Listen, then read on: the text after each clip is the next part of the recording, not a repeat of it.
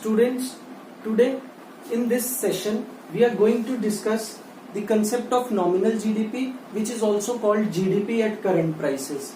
Now, first question arises, what is the meaning of nominal GDP? So, nominal GDP or GDP at current prices refers to market value of final goods and services produced within domestic territory of an economy in an accounting year estimated at current prices. So, when we calculate GDP at current prices means prices that are prevailing in the year of estimation. So that GDP is called nominal GDP. Now thereafter, students, we will move on to the formula for deriving nominal GDP. Nominal GDP can be worked out by using the formula P into Q. That means price into quantity. More elaborately, price P refers to current year prices. As I told you, these are the prices prevailing in the year of estimation, and Q represents quantity of the commodity produced. Now, students, that means nominal GDP may change due to either change in output or even when there is change in prices. In case prices are held constant and nominal GDP changes due to change in output, that would mean there is economic growth in the economy. That would indicate economic growth in the economy because output is increasing and as such nominal GDP is rising. But anyhow, if quantity does not change, quantity of output remains constant and there is change in nominal GDP due to change in price, this would mean money illusion in the economy. Money illusion means it is only rise in value of goods and services, rise in prices of goods and services, which is leading to a higher value for nominal GDP, and that would not mean the availability of more goods and services to the economy, to the people. Now students, one thing more, this concept of nominal GDP has its limitation because it may not lead to increase in flow of goods and services, and this happens when I told you there is change in price leading to change in nominal GDP. So that means nominal GDP is not a true indicator of economic growth and social welfare in the economy. Let us see how it happens. I will discuss this concept with the help of an illustration, with the help of an example. So students, let us suppose that the price of say rice in fiscal year 2019-20 was say rupees 40 and quantity of rice produced in the economy was say 100 kg. So now students, nominal GDP can be calculated by multiplying the current year prices with the quantity produced of the commodity.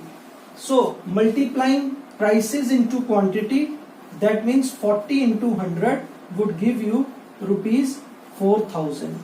So this means in this fiscal year, if only 100 kgs of rice are produced and each kg of rice is priced at rupees 40, that would give us nominal GDP equal to 4,000 in the economy. Now moving on to next fiscal year 2021, when COVID-19 corona hit the world economy. Now in this year the output of rice in the economy falls to say 80, whereas price of the commodity, that is rice, increases to rupees 60. Now students, what will happen is nominal GDP again would be P into Q, which would indicate 60 into 80, and this gives us a nominal GDP of 4,800 rupees. Now students, you may see even when output has decreased, output has come down, even then there is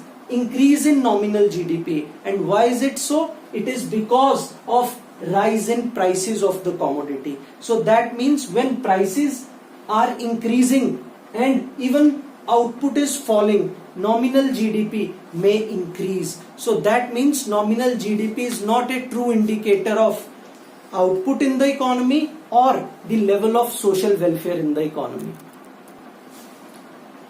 Now students, we would discuss real GDP or so-called GDP at constant prices. So defining real GDP refers to market value of final goods and services produced within domestic territory of a country, again in an accounting year, but estimated using the base year prices. That's why it is called GDP at constant prices, because we take base year prices. Now, the formula for deriving real GDP is P star into Q, where P star indicates base year price while Q indicates quantity produced of the commodity in the accounting year. Now students, what is the significance and relevance of this P star, that is base year price, we would discuss. Let us assume in order to measure the relative change in real GDP, we are assuming base year as 2015-16. This is the year of reference in order to measure the real GDP. So P star means prices of the commodity, that is rice we are taking in the example, to be 40. So prices of rice were rupees 40 in this base year, that was 2015-2016. Now in order to measure real GDP in any accounting year, say 2019-20, we would be taking the quantity, and this quantity would be multiplied by the base year price, that is P star, which is rupees 40. So now in order to work out real GDP, we would be multiplying output into P star, that is base year price. So this would give us 100 into 40, that means 4,000. So this would be real GDP, right? Now let us take another accounting year, that is 2020-21, where again I would like to remind you that Corona hits hard in Indian economy, and as such quantity produced of rice fall from 100 to 80 units. But now students, the market price, the current price of the commodity may be different, but in order to work out real GDP, we would take the prices that were prevailing in the base year, I mean 40 rupees. So here we would take P star, that is 40, and now real GDP would be calculated by using formula P star into Q or Q into P star, and it would be 80 into 40. So that means 3200. So students, this means prices would remain constant when we are working out real GDP, and therefore it would be only output, it would be only quantity of the commodity, availability of goods and services produced in the economy that would affect the real GDP. So real GDP has a merit, that is real GDP only changes when there is change in output. When output changes, it does not change due to change in price, because we assume the prices to be constant. So other things remaining same, higher level of real GDP would indicate higher level of output in the economy. That means availability of goods and services is increasing. In other words, it would indicate a higher purchasing power or more consumption by the residents of a country, and therefore real GDP is a better indicator of social welfare. Increase in real GDP would always indicate more availability of goods and services and a higher level of social welfare. Therefore, comparing nominal and real GDP, we use real GDP as a measure to calculate the change, comparative change in the level of output. Now, conversion of nominal GDP into real GDP. So we can calculate real GDP if we are given nominal GDP by using the formula, that is real GDP is equal to nominal GDP divided by current price index. Current price index means change in prices, multiplied by 100. 100 here is the index of base year prices. we consider prices in base year to be 100 and then dividing nominal GDP by current price index, that means change in prices over the years, would give us the real GDP. Now similarly, nominal GDP can be calculated by multiplying current price index by real GDP, dividing by it by 100. So this becomes the formula to work out nominal GDP. And now we would move on to the concept of GDP deflator or price index. So this GDP deflator is the ratio between nominal GDP and real GDP. So that means the formula to calculate GDP deflator would be nominal GDP divided by real GDP into 100, which is index of base year prices. So this is the formula for working out GDP deflator. I hope that is clear. Now students, GDP and welfare.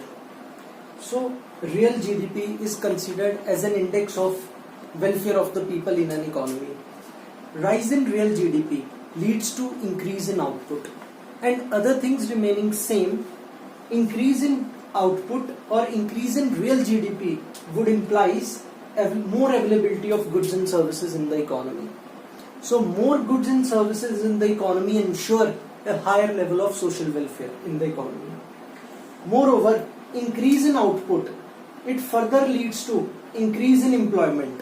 When there is more output produced in the economy, more labor and more factors would be employed, and similarly there would be a higher level of investment in the economy. So increase in employment, output and investment means economic growth and development in an economy. I hope this is clear. And now students, we would discuss various limitations of GDP as a measure of welfare. So although real GDP is regarded as better index of social welfare in the economy, but GDP as an index of social welfare faces certain limitations. Now we would discuss those limitations one by one. Number one is distribution of GDP. So students, even if real GDP in the economy is increasing, even if real GDP in the economy is increasing, but distribution of GDP is getting more and more unequal, it would lead to a fall in measure of social welfare. Number two, composition of GDP. Second is composition of GDP. Sometimes even when GDP of an economy is increasing, it may not be welfare oriented if the goods and services produced are not welfare oriented. For example, the more production of intoxicants like alcohol, liquor or tobacco products, if are produced in an economy, that would lead to a higher level of GDP, but certainly not higher level of social welfare in the economy. Number three, non-monetary exchanges. Non-monetary exchanges means barter system of exchange. So students, in case there are more non-monetary exchanges of goods and services in an economy, that would induce unrecorded, unaccounted barter system in the economy, and unrecorded transactions would never lead to higher level of social welfare. And finally, there are externalities in the economy. Externalities refer to good and bad impact of social and economic activities on others without making any payment for those goods or services. For example, positive externality happens when a garden maintained by a person provides betterment to the neighbors, and negative externalities happen when an industry creates pollution and its effects are being faced by the surrounding people. Now these externalities, although they affect the social welfare of the economy, but these externalities like the pollution created by the industry, they rather lower the level of social welfare, and these externalities are not included in social welfare.